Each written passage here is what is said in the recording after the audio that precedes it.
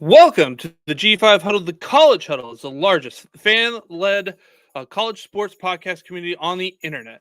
The College Huddle offers its members a network of other podcasts and content creators to work with, giving our audiences more in-depth content. If you're interested in more college football coverage, then I highly recommend that you go follow the College Huddle on X at College Huddle, our YouTube channel at the College Huddle Podcast, and visit the website at thecollegehuddle.com, where you'll find articles and information from our 70-plus college athletic focused podcasts, including yours truly. Got a couple of articles out there from our Worker Bee series from the G5 Hive. If you're watching us on YouTube, please hit that like and subscribe button. And if you're watching on us live on X, please like and retweet. And finally, if you're listening to us in podcast form, please rate and review. Woo! I am Luke, and I'm joined by my co-host, Justice. We are excited to be back and bringing you the G5 college football content you love each and every week. Justice, welcome. What's going on, man? 4th of July weekend. It's pretty steamy outside, at least where I'm at. Good weekend, though. How about you? Yeah, it's, we started a couple minutes late. That's on me. That's my fault. We've got this stray cat that has come up. I've got two dogs that are very, very angry at this cat. You might hear them off and on if I have to leave or am muted. The dogs are going crazy. Just know that here in the background. They are not a fan of this cat. My wife and kids want this cat in the house. I do not want this cat in my house. The dogs do not want this cat in the house. Put my foot down on this one. I know you guys aren't here for the cat talk. You're here for some G5 college football. But, Justice, I got to know, we got done with the 4th of July. Do you have all the digits? I do. Okay, I got all mine. All mine. No JPPs here, buddy. No JPPs here. All right. But did you see, not to change the subject, but did you see that guy blew his head off? Yeah, I did see that. Like, oh my gosh! Like, oh yeah, oh man, oh wow. People do some wacky stuff on the 4th. Like, killed himself is what he did. Yeah, like crazy. Just wild. Justice, take us away with news and notes. So portal equipment's very, very, very slow now. Only got two to mention. Quarterback Luke Rucker is transferring from Florida Atlantic over to South Florida. And kicker Blake Ford going from Arkansas to North Texas. That's pretty much it for the portal stuff. We do have some general news. You want to start that off, Luke? Yeah. So general news: Colorado State started off their holiday weekend with a bang. They add a home and home with UTSA for 2025 and 2026. In 2026. They will be beginning a new series with BYU, which will be rekindled since BYU left when they were in the Mountain West, I think is what that was. Or maybe it was a different conference at that point. They will also play Oklahoma in 2028, and they will get a nice payday for that one. They will get $1.8 million for that game, so that will be nice for the Rams. But then in all of this, Texas Tech and them have decided to cancel their home and home in 2025 and 2026. Billy Tuesday, welcome. LFG, dogs are awesome. Excited about the dogs, not excited about the cat. Billy Tuesday, here in the chat, it's life, it's death, taxes, and Billy Tuesday showing up in the G5 Huddle comment section. The other big piece of news that happened, I'm trying to remember when it was. Friday? Oh, no. Thursday? I think it was Thursday. But Utah State places head coach Blake Anderson on administrative leave. Their defensive coordinator has been named their interim head coach. Were you about to say something? I was going to say maybe it was Wednesday, but. Okay. Either way, doesn't matter. So I pulled something up here from Utah State's page. I'll read it verbatim. We won't get into the rumors. We've heard some stuff behind the scenes, but Utah State University officials informed head coach Blake Anderson on Tuesday of their intent to terminate his employment agreement for actions taken in spring of 2023. These actions violated both his employment agreement and the university policy. Under his employment agreement, Coach Anderson will have 14 days to respond. It goes on about a lot of other stuff, but pretty much he did something he wasn't supposed to. He's going to be, sounds like, out at head coach here. My guess is that they start their spring practices or fall camp here. My guess is like the week of the 29th or something. Yeah, either the 24th or the 29th, somewhere around there. So that's kind of big news. Like the last time something like this happened, it was kind of like Georgia State having their head coach leave to go to become the tight ends coach at South Carolina. So this is a big ordeal here.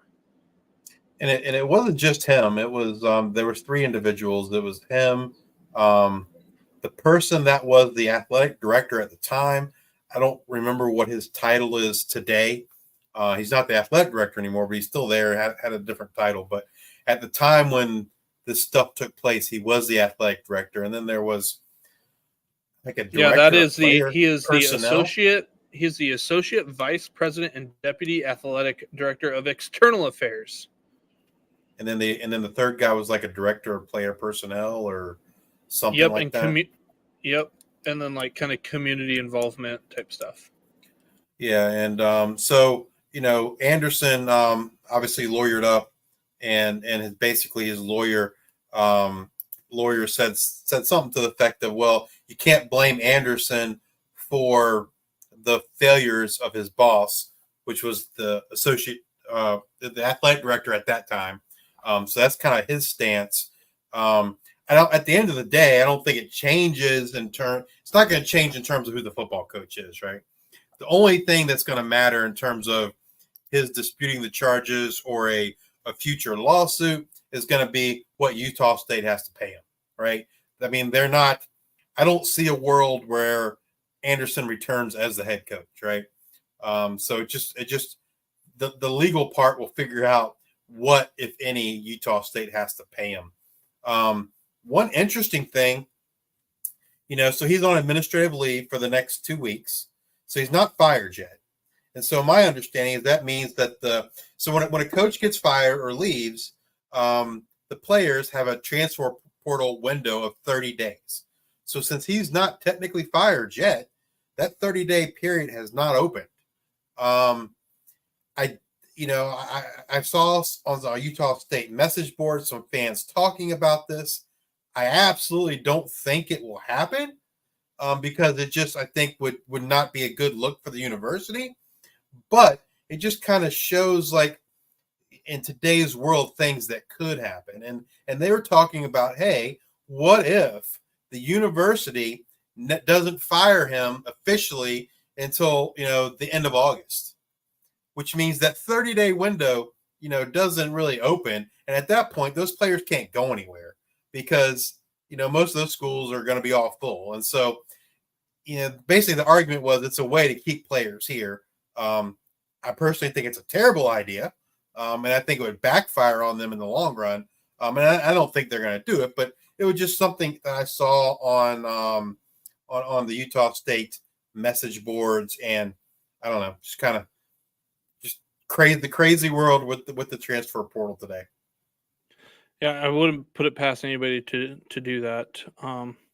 But yeah, let's get into our main topics. We got 3 of them. 2 are pretty new, and then one's kind of just hey, let's bring up just a little bit of new information on a previous topic we talked about previously. So the first topic is going to be around G5 recruiting in the state of Texas. So Lone Star Live posted an article titled "Which Texas Teams Are Stepping Up in the G5 Football Recruiting." This is on the heels of the Pony Express, SMU, and Houston leaving recently here in the last couple of years. You got SMU going over to the ACC this next year, and then Houston was a part of the Big 12 this last year. So they're no longer in the G5. So what's that mean for recruiting in the rest of the state of Texas? Here is a synopsis of that article. They put Rice number 1, Texas State number 2, UTSA 3, Sam Houston 4, UTEP 5, and North Texas 6. If you were a recruit, Justice, where would you go and why? I want to hear it in the chat too. Well, one thing in this article, I think it really kind of, I don't know, the way when I read it, it looked like to me like Rice and Texas State were kind of in a group of their own, like their own tier. And then it was kind of like you got these two guys like are clearly the leaders, and then you got this other group of four that are much closer together, but they're definitely a step below the top two. If I'm picking, I'm going to Rice, buddy, because like that's a high quality education you're getting there at Rice, one of the top educational institutes in all of the United States and maybe even the world for that matter. And so that's where I would pick. Because let's face it, if you're a G5 college football player, like I love the G5. It's my passion, but the probability of you making the NFL from the G5 is not great. Absolutely, it happens, right? But Luke McCaffrey. Yeah, it definitely happens. I'm not saying it doesn't happen. I'm just saying, like, the odds aren't necessarily in your favor for it happening. And so I would be looking at, hey, where am I going to get the best education? And that's Rice. And so it definitely would be Rice for me.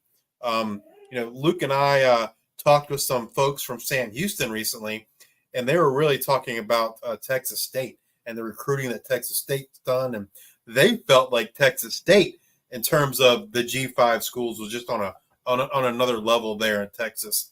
They didn't even, above everybody else. Justice about that education. Give me Texas State. Give me a tube. Let me go tubing with GJ Kenny down that river. I don't know which river it is. Maybe there's only one in San Marcos. I don't know. It seems to be, everybody's got pictures of Lambos and whatnot. He's got pictures of just tubing down the river. I mean, my concern, I guess, going to Texas State would be like, you're going there for Coach Kenny. I would assume that's a big part of why you'd want to go. They're up and coming team, exciting offense. My only concern is, if from my perspective, would be like, when is he going to leave? Right, like if he has the type of success that people expect he's going to have, I don't know how long he's going to be at Texas State before he goes, gets another a job offer in the P4, and so that would concern me. Whereas you go to Rice, you can always rely on that education. Billy asked me about my grades. This is a good. You guys probably don't know a lot about. Probably don't know a lot about us. Justice, mention what you do. Yeah, so I'm an engineer by trade, and I don't know. I consider myself fairly smart. I don't remember what my GPA was in high school. I know I graduated with honors and advanced studies diploma. Graduated with honors at college at Old Dominion. So, I don't know. I mean, I don't really know what the requirements are to get into Rice, but I guess the question was if I could pick where I would go, and Rice is definitely where I'd go. And I am an analytical chemist by trade. I now dabble in some continuous improvement type stuff.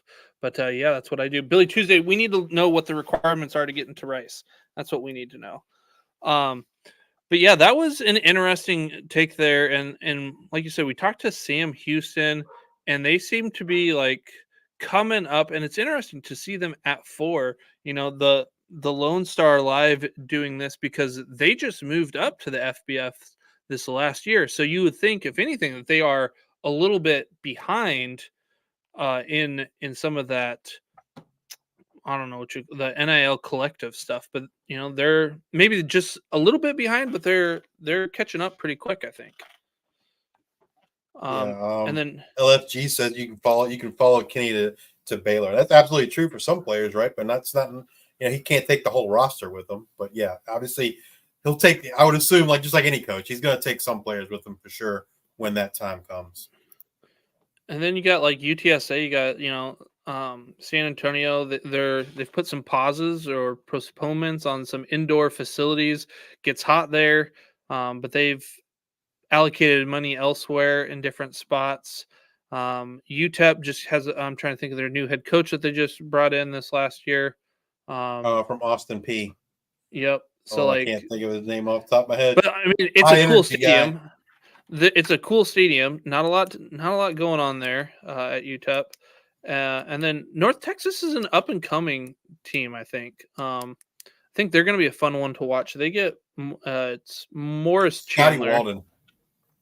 Scotty Walden. Yeah. So North Texas brings in Morris Chandler, not to get confused with Chandler Rogers, who went over to Cal, but he won the starting job at TCU 2 times before getting hurt both times and then losing his job, one to Max Dugan, who goes on to take TCU to a national championship game. But he's coming there. I think that could be a really exciting team this year. I don't know how the rest of things go there in North Texas, but their basketball program ain't too shabby either. Yeah, I mean North Texas. I think again, exciting offense there under Eric Morris. I think them and Texas State have a lot of similarities. Both have really exciting offenses. How far they go for each of them will be determined how much improved the defense is. Neither defense played great last year, but hopefully they can get things turned around and the defense can step up and both of those teams can reach their goals this year. All right. Now let's get into our topic number 2, a group of 5 college football playoff. We've talked about it many times before, and I put this on the show sheet, and Justice is like, is there anything new? Like, what's going on here? We've got just a couple things that are new. Not a lot, but we do want to keep the viewers just updated on this stuff.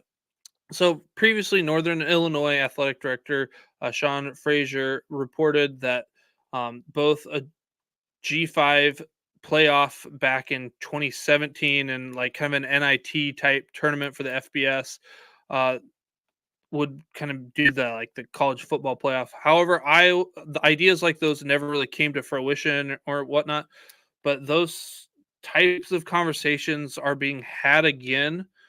Now, the interesting thing is what are going to happen with these 5 conferences. First, you need approval from all 5 conferences. That means the leader of those leagues need to agree on several different things. And if those conferences were to be split up, what is being reported is that it would include all 64 G5 teams being divided up into 8-team divisions.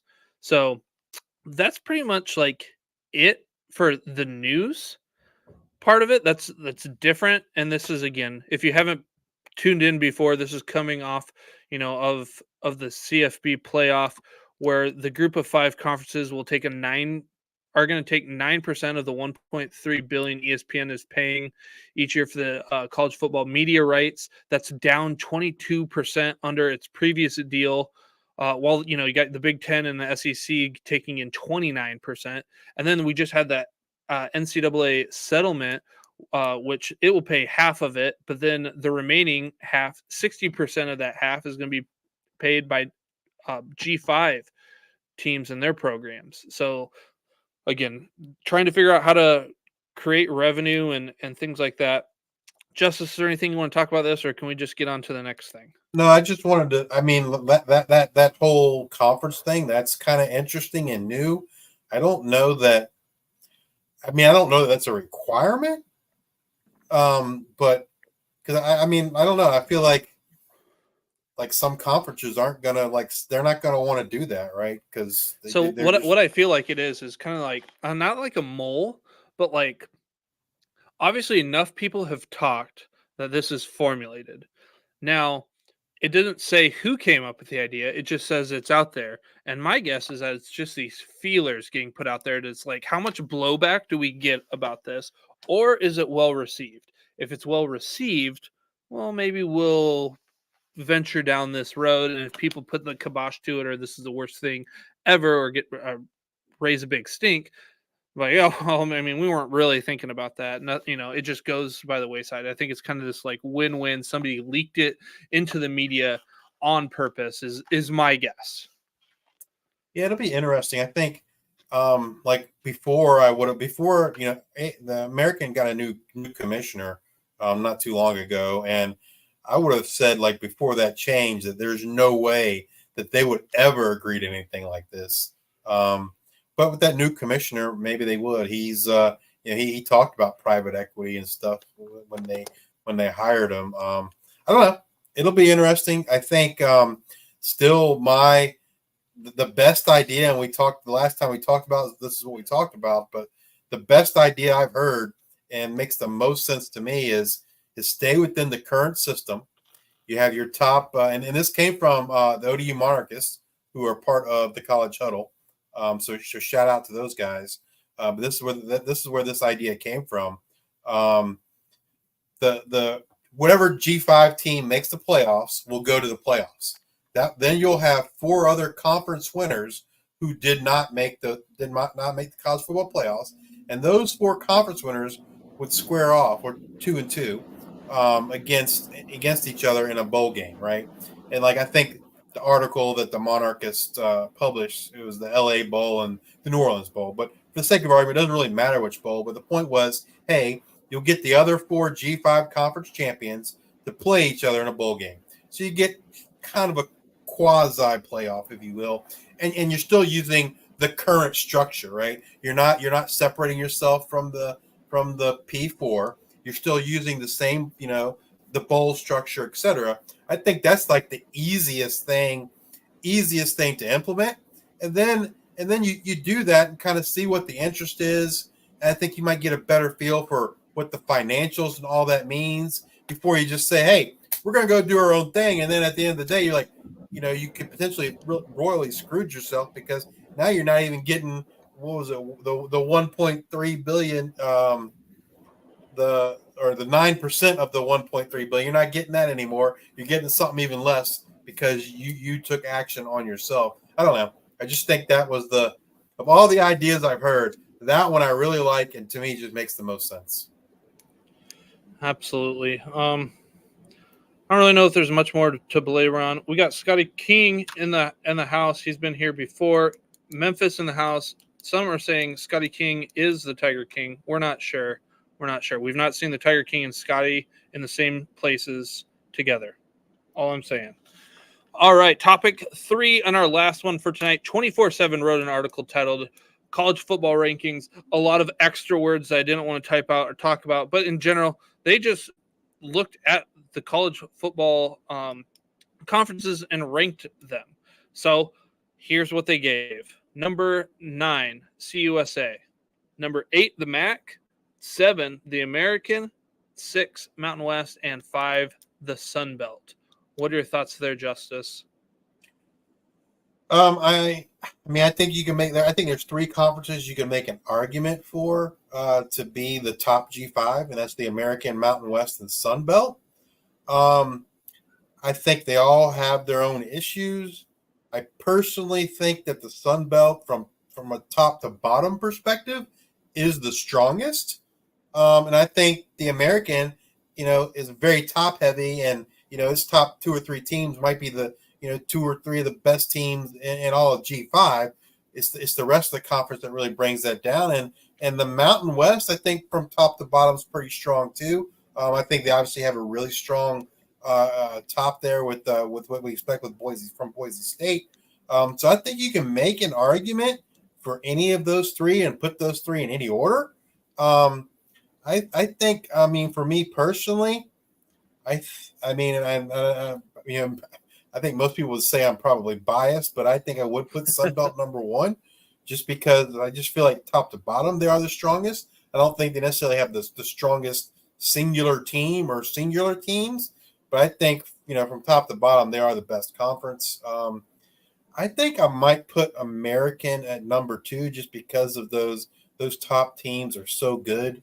And then Mountain West. For people, just so people, if they're not familiar with all the teams, you got Sun Belt, you've got Coastal Carolina, James Madison, Marshall, App State, Georgia Southern, Georgia State, Old Dominion, Troy, South Alabama, Louisiana, Southern Miss, ULM, Texas State, and Arkansas State. Then in let's see here, what was the other one? The Athletic, you've got Tulsa, UAB, Memphis, North Texas, Temple, USF, Army, Rice, UTSA. The newly added Navy, got Florida Atlantic, you got Tulane, Charlotte, East Carolina. Is Army a part of that yet? Army's new. Army's new, not Navy. Okay, yeah, Army. Sorry. And then you got the Mountain West of Boise State, Hawaii, Colorado State, Fresno State, Utah State, UNLV, Wyoming, Air Force, San Jose State, Nevada, New Mexico, and San Diego State. So the Sun Belt, like you said, there's a lot of teams, and because Old Dominion is part of the Sun Belt, you can enlighten me and the listeners here. But like, what has the Sun Belt done in the last 5 years or so that you feel like that they've propelled? Because I would agree. I think I'm between the Mountain West and the Sun Belt, but I think I'm holding on to the Mountain West because of the history of the Mountain West and what they have kind of provided. And you think of, Boise State upsetting Oklahoma, but like you said, like the Sun Belt top to bottom, I read that list. There's a lot of teams there and they're pretty good top to bottom. What has the Sun Belt really done over the last 5 years or so to kind of propel them from maybe middle of the road to where they're at now? Yeah, I mean, I think, it wasn't too long ago. I think most people would have said the Sun Belt's the worst conference in the G5. But I think what the Sun Belt has done to kind of change that perception and change that that motive, if you will, is they've done a good job of, number one, recognizing what they are, right? And then embracing what they are. And that's you're not a Power 4 school. You're not a Power 4 conference. You are a G5 conference. You're a region, and they want regional teams that make sense, right? Fans can travel from for away games, etc. And they've really embraced this. Hey, we are G5, and we're going to be the best G5 there is. And I feel like I can tell you, like the American, 100%. That's not the American. The American, in my opinion, for a long time has been, for lack of a better word, every man for themselves. They all have or want aspirations to go to the P4. And so because of that, I think that they make decisions that, are different and, that try to that suit that need to maybe perhaps try and help individual teams get to the P4, right? But obviously not everyone in the conference can go. And you seem like the American, that's in the past, that's been the conference that has gotten rated the most in terms of teams moving up. Whereas the Sun Belt, I think all these teams say, hey, not saying these teams don't have aspirations to be a Big Ten or whatever, but I really think that they really understand what they are and they embrace that. And I think that's what's helped turn the Sun Belt to be in the conversation for the top conferences in the G5. You're on mute. So, and you gave your list here, and for once, there is a publication. I mean, 27 Sports pretty educated there in college football. I kind of agree with this. Like you said, the Americans got some teams. Like Tulsa's an upcoming team. They're not going to be maybe great this year, but I think they're bringing things together. You got Dilford there at UAB. There'll be something to watch. Memphis getting that FedEx money, 25 million, 5 million over the next couple of years for that. They're going to be a team that's vying for a playoff spot. I think, what is it? Florida State is a pretty early game, number 2. Maybe in week number 2, that'll be a fun game to watch. I think Memphis is going to be one of those teams that, if they don't beat Florida State but get close to it, people are going to be like, oh, look at this Memphis team. I don't know, what have you been missing? They've been here the whole time. And then Rice, we talked about them, I feel like, weekly now. Tulane will be good. It's pretty much like the Troy South plus, almost like I don't even know what you want to call it. You got Thompson, what's his name? First name? Ty coming in from Ty Thompson coming in from Oregon, high recruit, maybe high 4-star, maybe a borderline 5-star. And then you got Mario Williams, right? Yep, Is that Mario who Williams, came over from USC? Shaz Preston from Bama. But yeah, then it's just kind of. Then you got your academies. You got North Texas up and coming. So I think the American could make their way up, but the Mountain West has just been I think it just has that prestige of the historical. It's just going to be hard to beat. Like they can have several bad years of down years of football, and I think there's still by the average fan and most people that just like football, I think they'll probably stay in that number 2. But like you said, I think the Sun Belt, they are, like Billy Tuesday said, they're a fun G5 conference to watch. And if you get a chance to watch them on, I don't even know what days games are on now. It's like Thursdays. They play some Thursday games in the season. Tuesday night's Maction, Wednesday night I think is Conference USA. There are some Thursday Sun Belt games though. But yeah, I would definitely try to watch some of those. Mountain West is I think Fridays and Saturdays. Yep.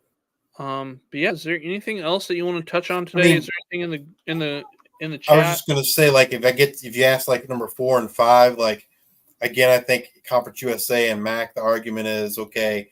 Conference USA, like Liberty is obviously the best team between those two conferences, I feel like, but again, like the MAC probably top to bottom, like is probably. I mean, I don't know. Those two conferences it's pretty close for me. It's hard for me to distinguish between those two. You got one I think stronger top to bottom, one that's a little more top heavy. But I think they're clearly like number 4 and 5 in terms of the G5 conferences.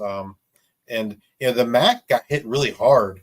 I feel like got hit harder than any other G5, and we talked about this in another episode about players getting poached, if you will, through the transfer portal.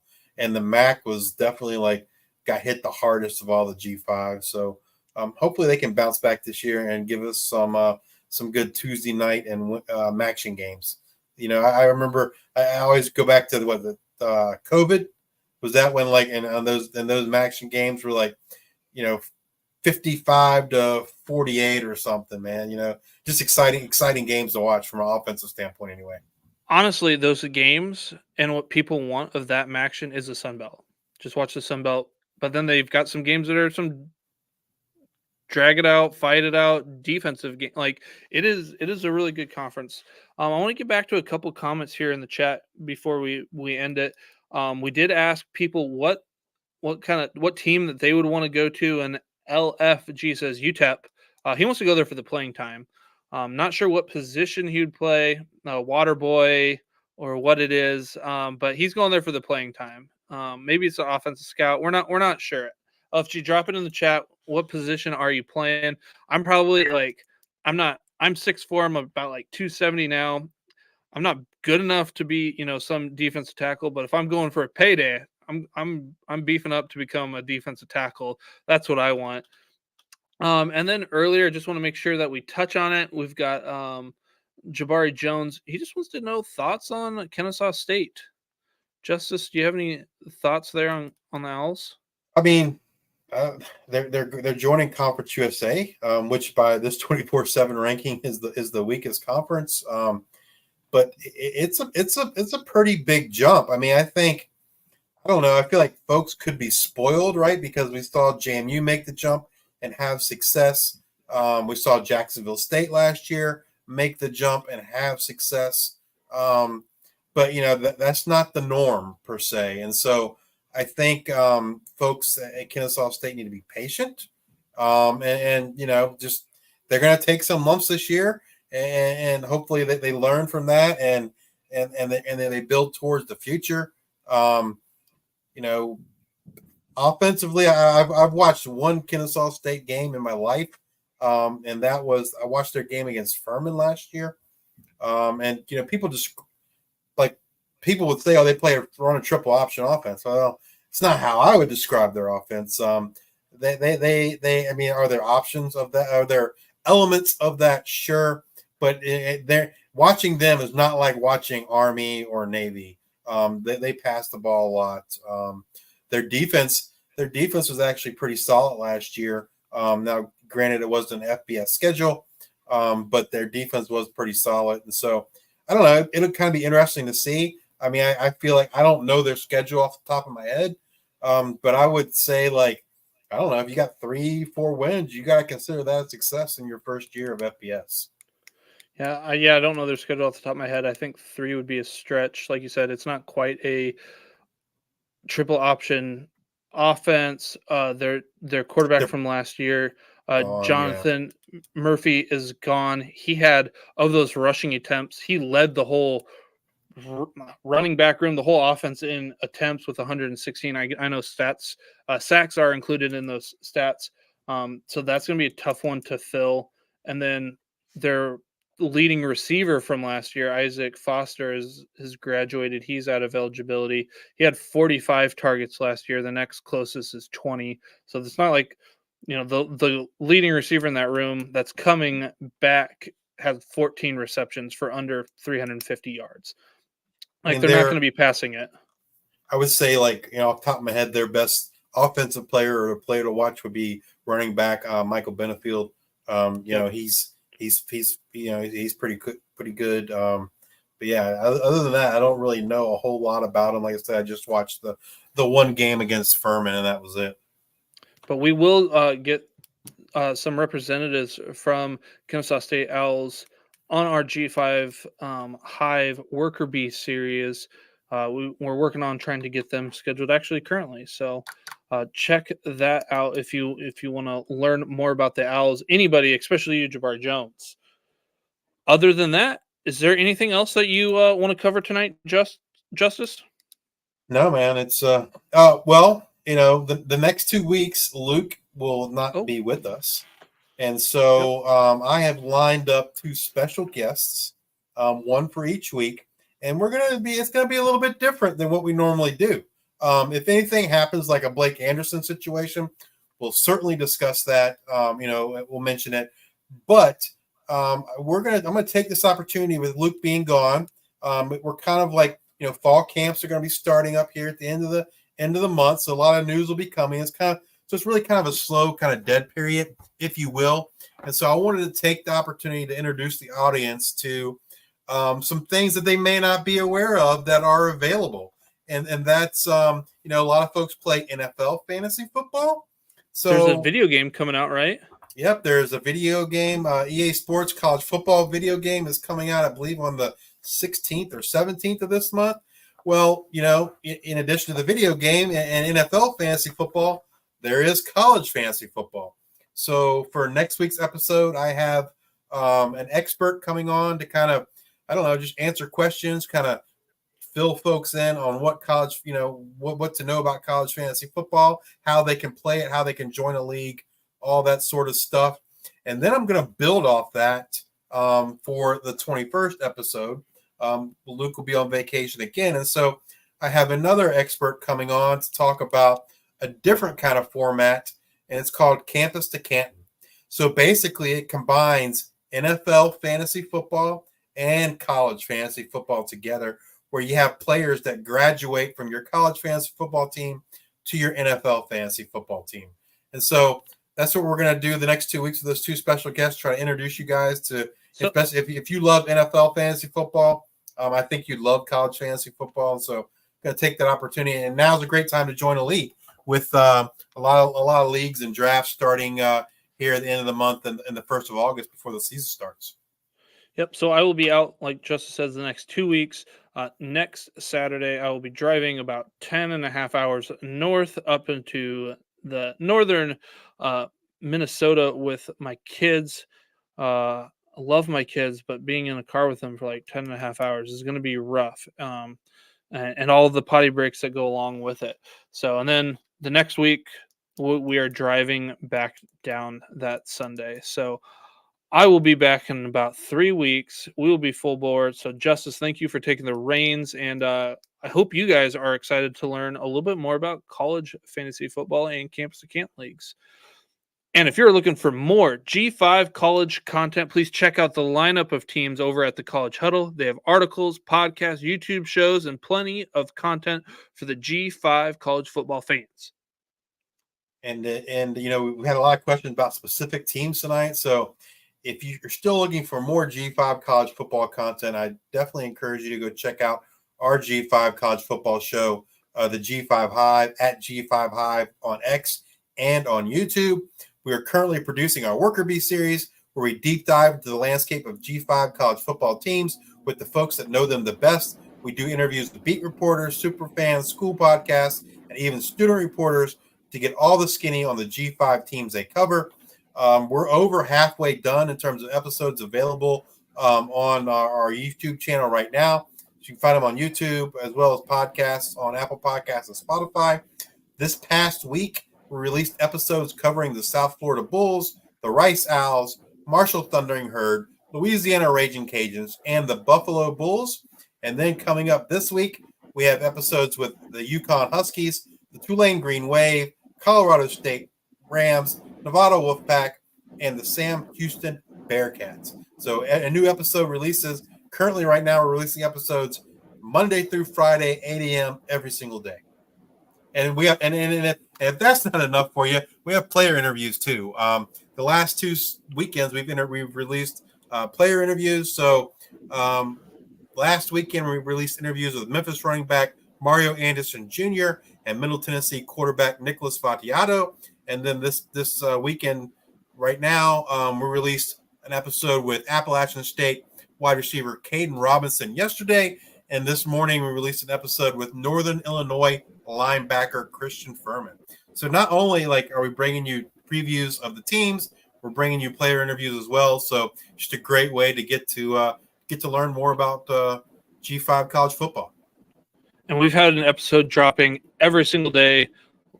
2 weeks ago, so we've been nonstop since a couple Mondays ago through last weekend, this week, this weekend, the next week, probably through the next weekend. We got a lot of stuff going. But if you are watching us on YouTube, please hit that like and subscribe button. And if you are listening to us in podcast form, please rate and review. With that, we wish that all your field goals be right down the middle and that your favorite team always gets the W. Until the next time, we are the G5 Huddle, and thank you for your support.